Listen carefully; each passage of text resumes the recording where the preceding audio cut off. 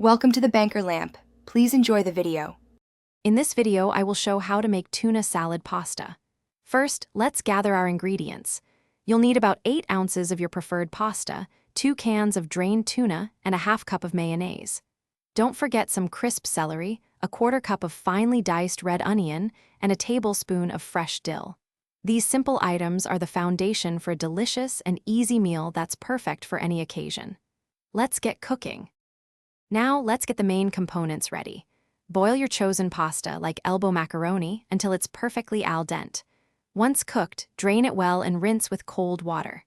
This step is crucial for preventing the pasta from becoming mushy and helps cool it down for the salad. While the pasta cools, open and drain your 2 cans of tuna. Then, gently flake the tuna into a bowl, ensuring no large chunks remain. This prepares it for easy mixing.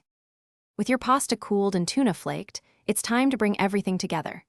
Add the cooked pasta, a half cup of mayonnaise, and your chopped celery and red onion to the bowl with the tuna. Gently fold all the ingredients until they are evenly distributed and coated. Now for the flavor. Season with a half teaspoon of salt, a quarter teaspoon of black pepper, and a squeeze of fresh lemon juice. Taste and adjust seasonings as needed for your perfect balance. Your delicious tuna pasta salad is almost ready. For the best flavor, cover the bowl and refrigerate it for at least 30 minutes. This allows the flavors to meld beautifully. Before serving, give it a final stir and garnish with some fresh dill or parsley for a lovely touch.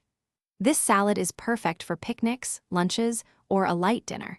It stores well in an airtight container in the refrigerator for up to 3 days. Remember to check the description for a link to the new Kindle Paperwhite and other great deals. Thanks for watching. If this was helpful, leave a like and consider subscribing. See you next time.